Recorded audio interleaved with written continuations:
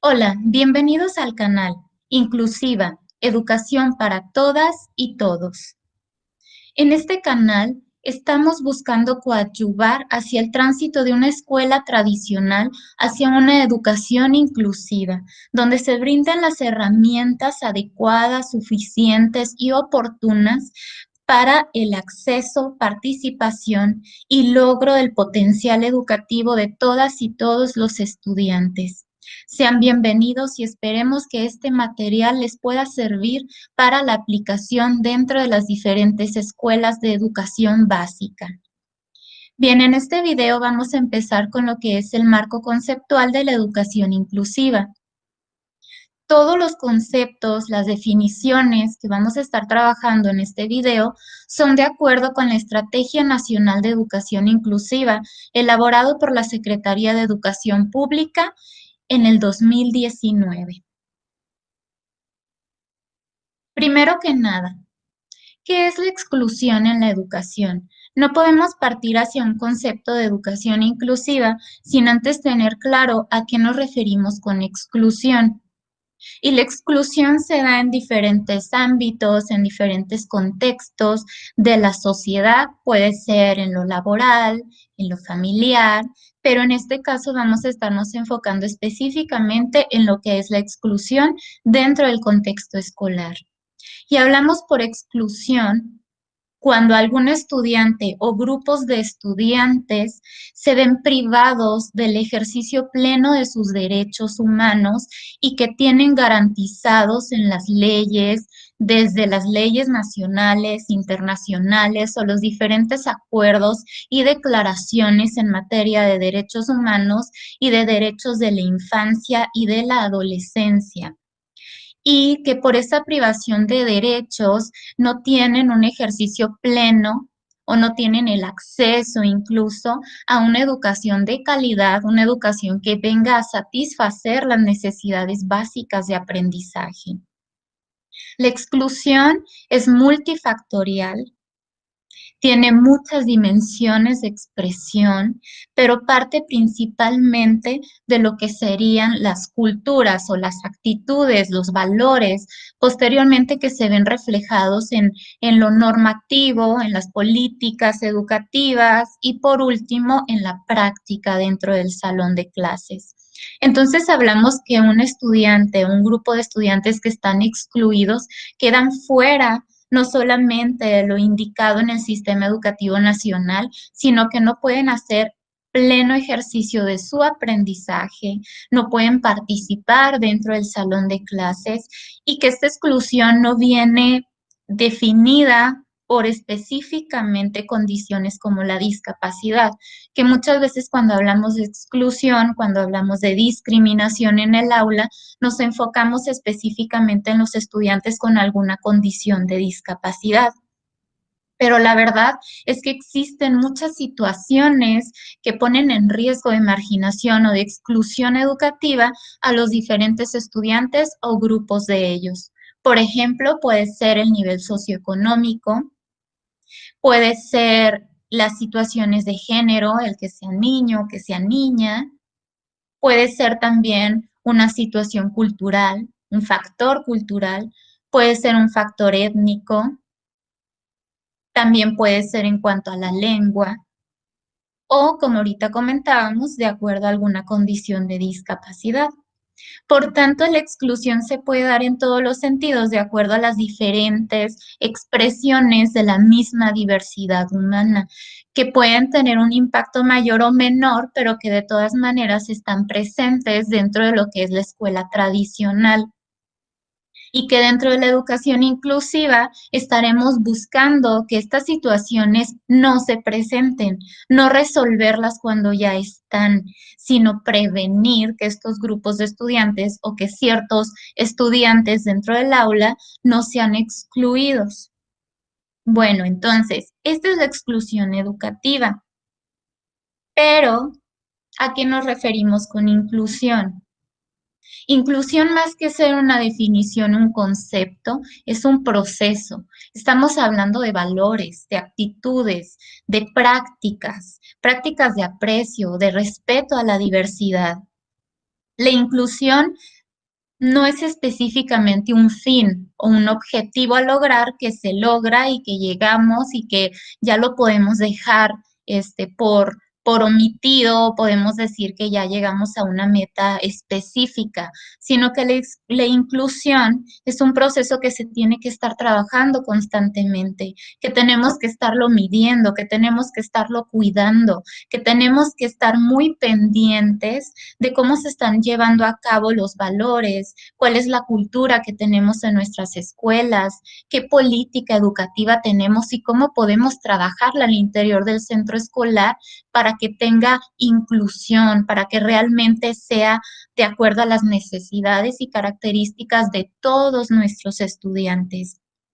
La inclusión no es, por tanto, llegar a un escalón o llegar a una meta específica, sino es trabajar todos los días con la comunidad escolar para que no se descuide el respeto y el ejercicio pleno del derecho a la educación de todas y todos nuestros estudiantes, porque todo esto viene a impactar en la práctica dentro del salón de clases y que tenemos que estar pendientes de cuáles son las situaciones específicas o particulares de cada contexto, de cada centro escolar, de cada aula, de cada estudiante, y que podamos partir no desde lo macro a lo micro, sino de la necesidad del estudiante para en consecuencia brindarle la educación que está necesitando. Aquí vamos a requerir mucho de lo que es una construcción activa de la comunidad educativa. Requerimos valores como la solidaridad. Debemos de tener en mente que la diversidad es inherente al ser humano, que nadie estamos alejados de la diversidad. Todos somos diversos. Todos tenemos características individuales que nos hacen únicos e irrepetibles y que por tanto vamos a que requerir de respuestas diferenciadas para poder aprender, para poder participar, para poder llegar al logro del potencial educativo que cada uno de nosotros tiene. Entonces nos podemos hacer una pregunta. ¿Será lo mismo inclusión educativa que educación inclusiva? Porque muchas veces los hablamos como si fueran sinónimo. En diferentes documentos podemos ver que en una hoja dice inclusión educativa y luego más adelante dice educación inclusiva, pero realmente no es lo mismo.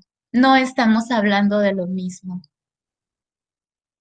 Cuando hablamos de inclusión educativa, estamos hablando de un modelo correctivo, que estamos buscando solucionar situaciones cuando ya están presentes.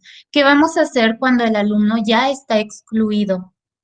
¿Cómo vamos a solucionar la situación de este grupo de estudiantes que están en exclusión? La inclusión educativa está enfocada en un grupo específico de población en situaciones de exclusión. Por ejemplo, los estudiantes con discapacidad, estudiantes con aptitudes sobresalientes, algo que es más específico y lo estamos limitando a ese grupo de estudiantes. Por lo general, la inclusión educativa viene de la mano de la educación especial y el grupo de población hacia el que la educación especial está enfocado. En la inclusión educativa vamos a estar buscando eliminar o minimizar las barreras para el aprendizaje y la participación cuando ya están presentes, cuando el estudiante ya las enfrenta, cuando son una realidad. Y entonces cuando el estudiante no puede acceder al aprendizaje, no participa y estamos identificando esas barreras, entonces decimos ahora qué vamos a hacer para solucionar la situación cuando ya es una realidad. Y que vamos a requerir, por tanto, de ajustes razonables que muchas veces van a ser significativos, que van a requerir de un trabajo más especializado para poder derribar esas barreras que están presentes. Por otro lado, la educación inclusiva es preventiva. Aquí vamos desde la planeación del currículo escolar, la política educativa, la cultura al centro escolar. Antes de llegar a la práctica, yo estoy conociendo, diagnosticando, buscando cuáles son las características de mi contexto, las características de los estudiantes, qué tipo de diversidad tengo hacia el centro escolar y mi aula, y entonces yo voy a buscar estrategias y herramientas que prevengan la aparición de situaciones de exclusión o prevenir la existencia de las barreras para el aprendizaje y la participación. Vamos a evitar que el estudiante se enfrente a situaciones de exclusión. Vamos a enfocarnos en que todos los estudiantes como seres humanos tienen diversidad y que podemos o debemos más bien de establecer las acciones hacia la respuesta educativa de esa diversidad.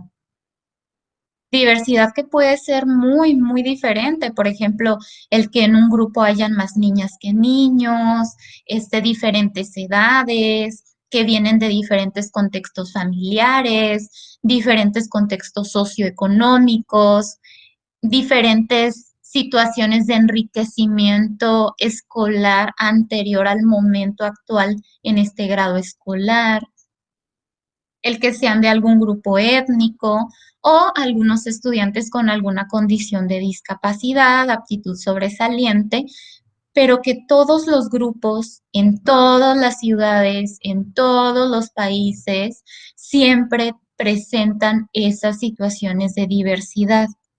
No podemos hablar que en un grupo, en un salón de clases, no requiera la educación inclusiva, porque entonces estaríamos hablando que solamente tendría un estudiante para que pueda hacer una enseñanza homogénea.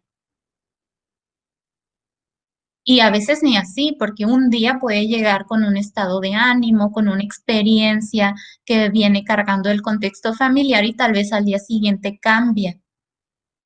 Entonces, siempre tenemos que tener esas respuestas flexibilizadas, ese diagnóstico previo para poder prevenir lo que serían las situaciones de exclusión y prevenir las barreras para el aprendizaje y la participación. La educación inclusiva, por tanto, parte y se centra en la creación de un diseño universal para el aprendizaje, un diseño donde yo voy a planear de acuerdo a las características y necesidades de mis estudiantes y no que voy a planear de manera homogénea y luego después veo cómo le hago para que encajen, sino que yo antes estoy previniendo todas estas situaciones, que igual en otro video y conforme vayamos avanzando en los diferentes videos, vamos a estar hablando de manera más específica sobre qué es el diseño universal para el aprendizaje, cómo lo puedo trabajar dentro del salón de clases en los diferentes niveles educativos, cómo se hace una planeación dentro del diseño universal para el aprendizaje y nos vamos a dar cuenta que cuando planeamos desde el diseño universal para el aprendizaje, pues los ajustes razonables muchas veces ni siquiera los vamos a necesitar. O si los necesitamos en casos específicos, no van a ser tan visibles o no son tan significativos porque el estudiante está inmerso en la dinámica del aula, es parte del grupo.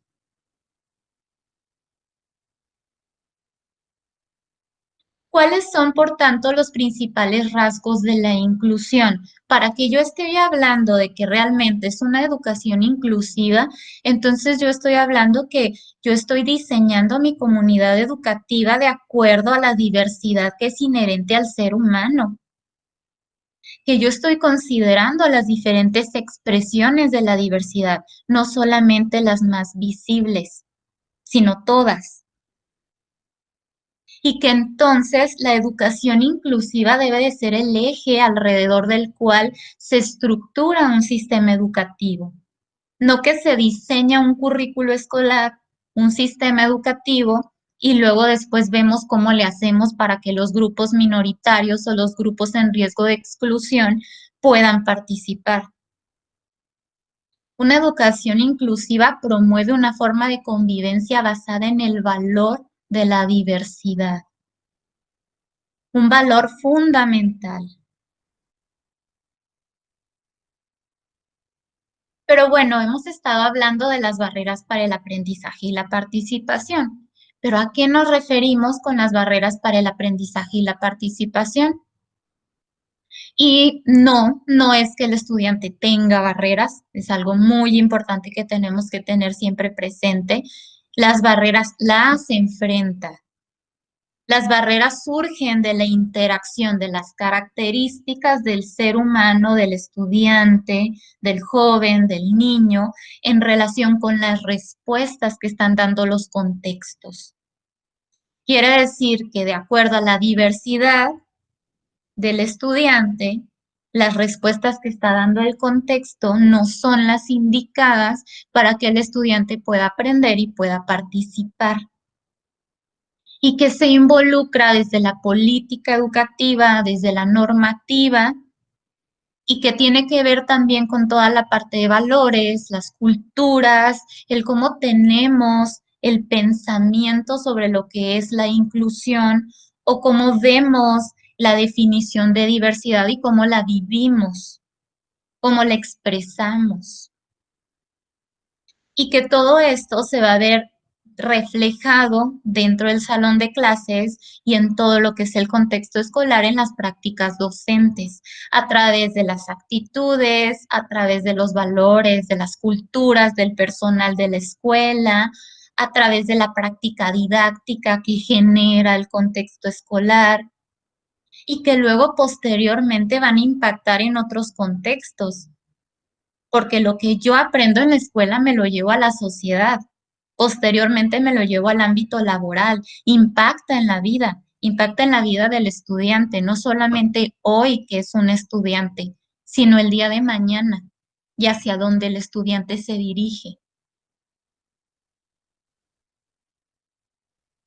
Hay diferentes tipos de barreras para el aprendizaje y la participación de acuerdo a cómo se manifiestan o de acuerdo al ámbito o al contexto en donde son presentes.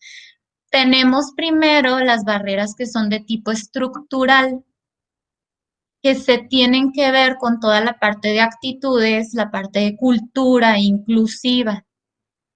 Y aquí estamos hablando de todo lo que tiene que ver con lo que yo pienso sobre la inclusión, sobre cómo yo vivo acerca de la diversidad, qué tipo de apertura tengo hacia reconocer, apreciar y respetar la diversidad que existe en los seres humanos. Y que yo tengo que darme cuenta que a través de la cultura pues tengo que construir una comunidad que sea inclusiva, o a lo mejor estoy construyendo una comunidad que es excluyente. Tengo que analizarme a mí mismo para darme cuenta qué barreras para el aprendizaje y la participación a través de mi propia actitud estoy generando en los diferentes contextos en los que yo me desenvuelvo. Otro tipo de barrera son la parte normativa, que se refleja en todo lo que tiene que ver con los aspectos organizacionales, en la política educativa, pero no estamos hablando solamente de la política educativa a nivel macro que tendría que ver con el sistema educativo nacional o con las políticas educativas federales, las leyes, las normas, sino que también las escuelas tienen su propia política educativa, su propia forma de organización, sus gestiones al interior del centro escolar y que muchas veces esa misma organización, esa misma gestión genera barreras para el aprendizaje y la participación. Porque muchas veces nos olvidamos que la escuela es para todos, para todas, y los hacemos para ciertos grupos. O muchas veces no hemos organizado de manera adecuada el apoyo a la diversidad y lo hacemos de manera correctiva en vez de hacerlo de manera preventiva. ¿Qué pasa con los estudiantes que llegan a un centro escolar? Pues, por ejemplo, un estudiante que tiene una discapacidad motriz, que usa silla de ruedas, que requiere de tener un salón en la planta baja, que tenga una buena accesibilidad. Y entonces hay muchos centros escolares que no toman en cuenta esto y luego se le asigna un grupo que está en un segundo piso y ya cuando están en la situación de que el estudiante no puede acceder al aula, o que accede y luego después cómo le hace para ir al baño, para hacer uso de los diferentes lugares del centro escolar, entonces tienen que reorganizar y modificar la asignación de todos los grupos, cuando se pudo haber prevenido desde un inicio. Otro tipo de barreras serían las didácticas, todo lo que tiene que ver con la práctica pedagógica, con la función específicamente del docente hacia el interior del aula principalmente. Y aquí estamos hablando del cómo manejo el currículo para que sea para todas y todos. Nuestro currículo escolar es flexible, permite que yo diversifique, permite que yo gradúe los diferentes niveles de complejidad, que transcurra durante toda su articulación en la educación básica, pero muchas veces somos los mismos docentes los que establecemos o los que generamos barreras para el aprendizaje y la participación cuando hacemos rígido el currículo, cuando no lo hacemos para todos, cuando queremos que todos se ajusten a mi forma de enseñar, cuando queremos que todos tengan las mismas respuestas de aprendizaje, los mismos productos y los quiero evaluar de la misma manera, y entonces pretendo que todos mis estudiantes son iguales. Y entonces estoy generando barreras para el aprendizaje y la participación porque no les estoy dando la respuesta de enseñanza que cada uno necesita. Y lo podemos ver como un ejemplo que nos dice aquí orquestar el aprendizaje. ¿Cómo es una orquesta? Tiene instrumentos de música muy diferentes, y cada uno de los instrumentos lleva un papel muy valioso e importante. Una orquesta no se escucha, perdón, igual si a lo mejor no está el violín o si a lo mejor no está otro instrumento, aunque sean diferentes, aunque tengan una diferente tonalidad, aunque tengan una diferente intensidad y participen en diferentes momentos, todos son igual de importantes. Y así es como debemos de plantear la enseñanza en el aula. Cada quien tiene algo para enriquecer el aprendizaje de los demás. Todos podemos aprender y todos podemos enseñar. El que tiene discapacidad intelectual también me puede enseñar algo valioso a mí. Y él puede enseñar y enriquecer el aprendizaje en el salón de clases de todos los demás estudiantes. Y es considerar esas características propias de cada niño, de cada niña, de cada joven, de ver cuáles son sus fortalezas, de ver cuáles son sus áreas de oportunidad y cómo le hago para orquestar ese aprendizaje. Que cada quien tenga su lugar, que cada quien tenga su sitio, que cada quien tenga su respuesta, su tono, su intensidad para aprender y para participar. Las barreras para el aprendizaje y la participación las vamos a encontrar en todos los contextos. Para que se reflejen dentro del salón de clases, estamos hablando que tenemos una cultura, una política, una práctica social, que posteriormente se refleja en el interior de las familias y que luego vamos y llevamos a las escuelas y que luego lo vemos implicado dentro del salón de clases. En todos los contextos se pueden generar barreras para el aprendizaje y la participación. Y en todos los contextos, por tanto, tendremos que estar trabajando para que esas barreras no se presenten.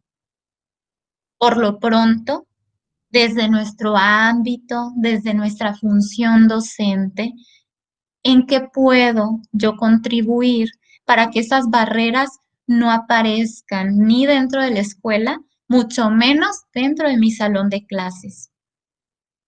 El lugar donde yo tengo mayor responsabilidad es con mis estudiantes, en mi salón, en mi contexto, donde yo puedo influir directamente.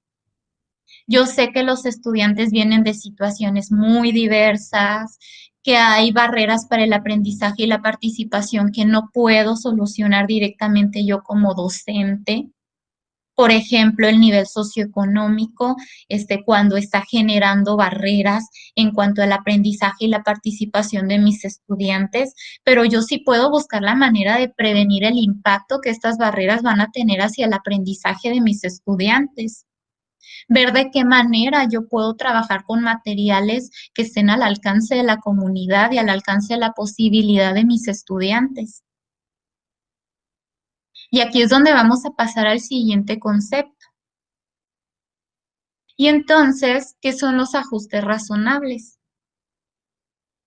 Los ajustes razonables son las medidas específicas que tienen como objeto la accesibilidad, la participación, el aprendizaje en casos particulares. Incluyen modificaciones y adaptaciones necesarias y adecuadas que no impongan una carga desproporcionada o indebida cuando se requieran en un caso particular. Aquí estamos hablando que nosotros cuando trabajamos en la educación inclusiva es muy difícil que tendremos que estar planteando ajustes razonables que sean muy significativos.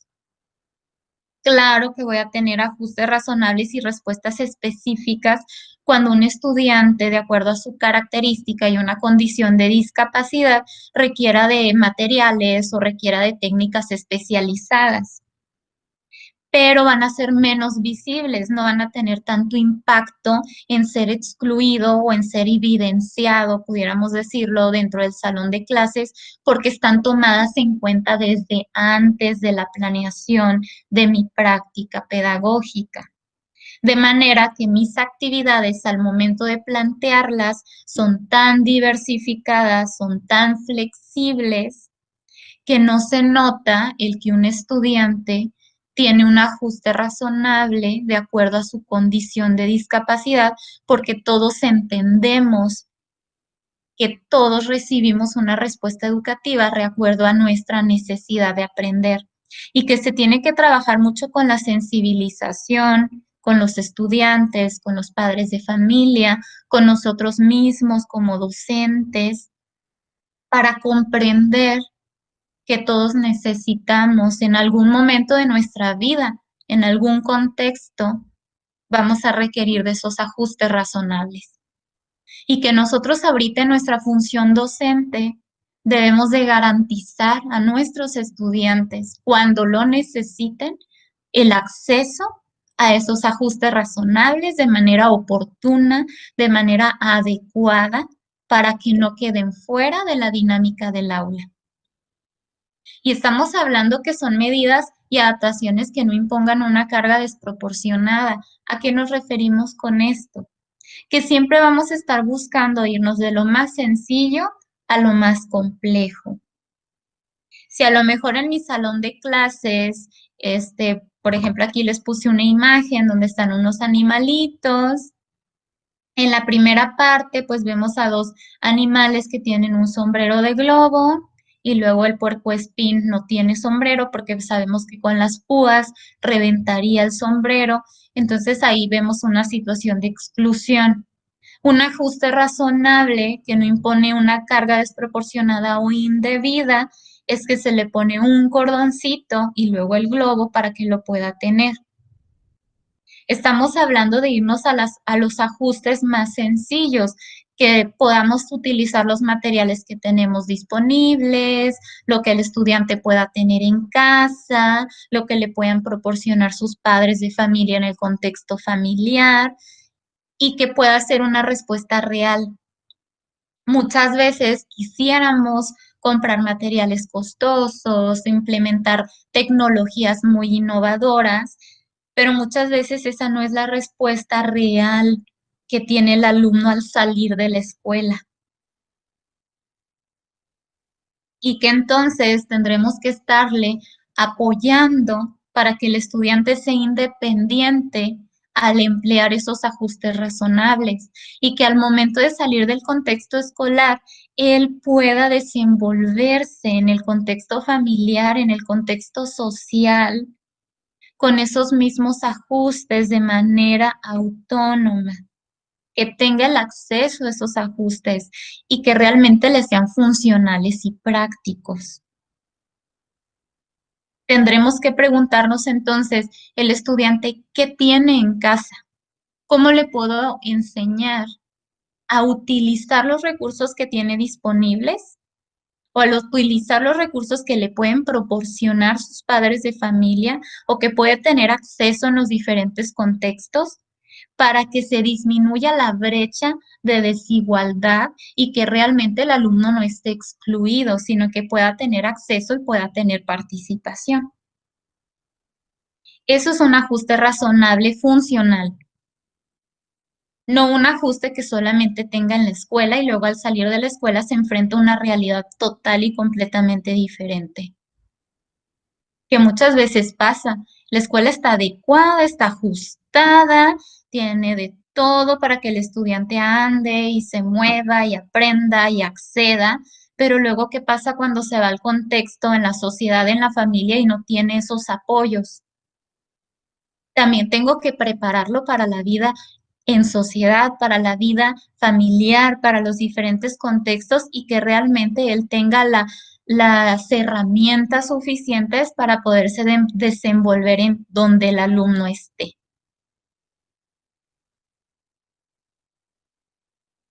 Hay diferentes tipos de ajustes razonables. Uno son los ajustes de accesibilidad, que se refiere pues a toda la parte arquitectónica, materiales, recursos, instrumentos, todo lo que tiene que ver con materiales físicos, pudiéramos decirlo, apoyos específicos o individualizados, la silla de ruedas, un bastón, un atril, y por otro lado, tenemos los ajustes razonables a los elementos del currículo escolar, que muchas veces los llaman como ajustes curriculares o que antes los conocíamos como adecuaciones curriculares a los elementos del currículo y que tienen o que van específicamente a lo que sería la parte de la gradualidad de los aprendizajes esperados, el nivel de logro, la metodología del docente, las actividades de enseñanza, las formas y los diferentes instrumentos de evaluación, todo lo que tiene que ver con la parte pedagógica directamente.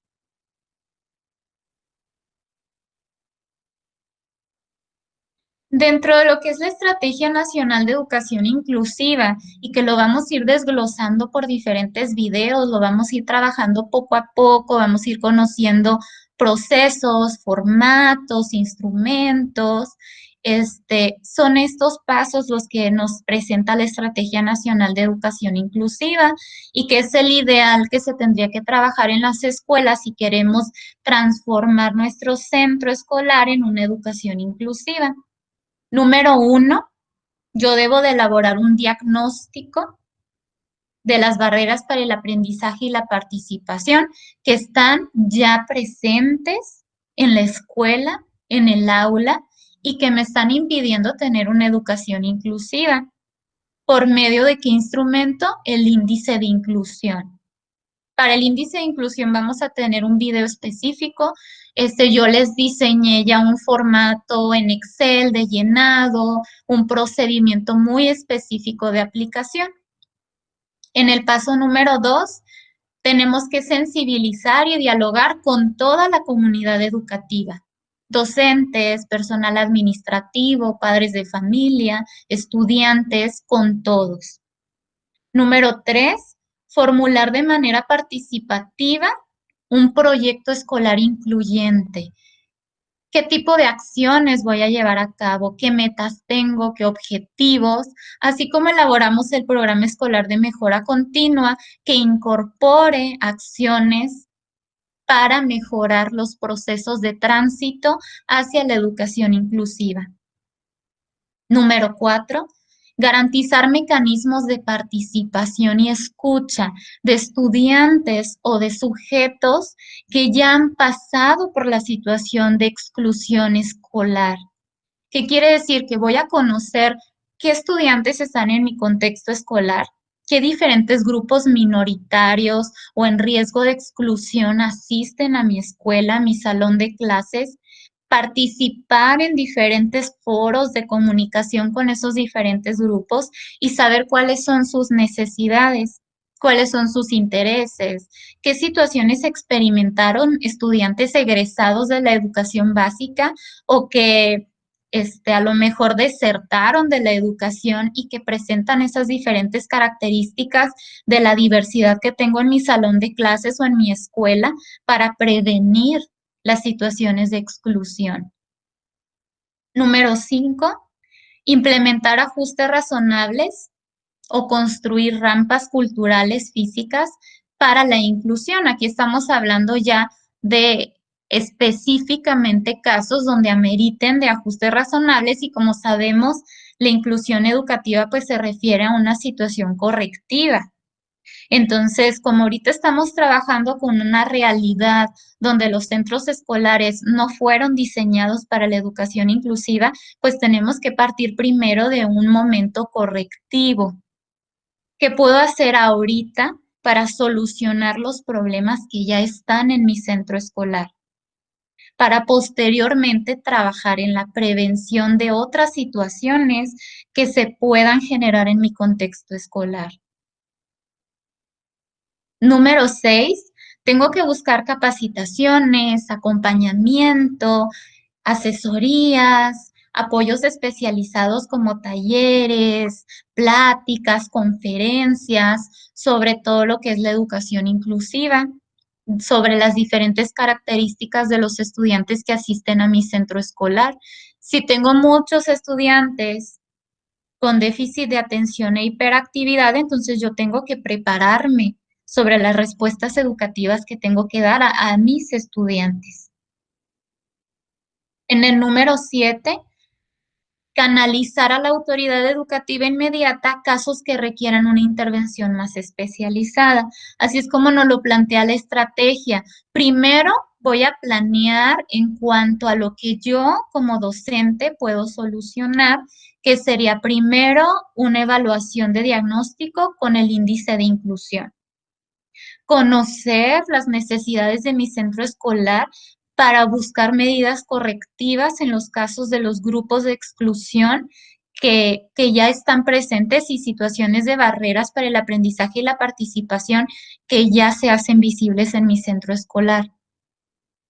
Yo tengo que planear dentro del diseño universal para el aprendizaje para prevenir la aparición de diferentes barreras para el aprendizaje y la participación y que posteriormente ya me pueda enfocar específicamente en casos particulares donde requiero de un acompañamiento o un apoyo más especializado.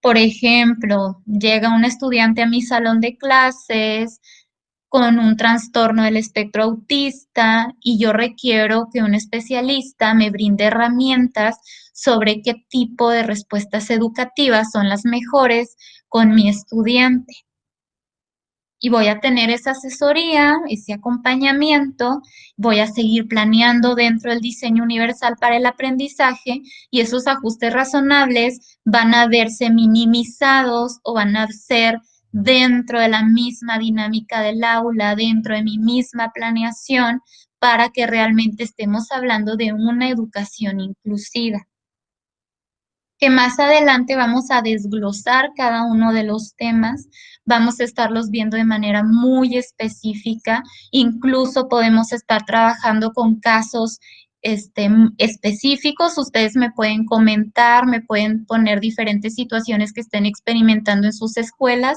y con mucho gusto lo podemos abordar en otros videos. Me pueden decir, yo soy docente, tengo cuarto grado de primaria, asiste a mi grupo un estudiante con esta condición, me gustarían herramientas o estrategias para poder trabajar con él dentro del salón de clases y lo vamos trabajando, lo vamos incorporando. Vamos a tener el tema de DUA, Diseño Universal para el Aprendizaje. Es un tema muy amplio, pero es muy, muy importante porque vamos a ver específicamente cómo se planea, cómo se desarrolla una secuencia didáctica, qué tipo de materiales lleva, cómo lo voy a aplicar en el aula, para que tengamos todo eso de manera muy clara. Bueno, por este video es todo. Espero les haya agradado el video, espero les pueda ser funcional para su salón de clases, para su función docente. Somos Inclusiva, educación para todas y todos. Aquí está el correo electrónico. Nos pueden mandar correos, nos pueden comentar. Les invitamos a que se suscriban al canal, que nos sigan poniendo la campanita para que les puedan llegar las notificaciones de todos nuestros videos, que estén pendientes porque seguimos en constante formación y actualización y les estaremos presentando lo más nuevo en materia de educación inclusiva.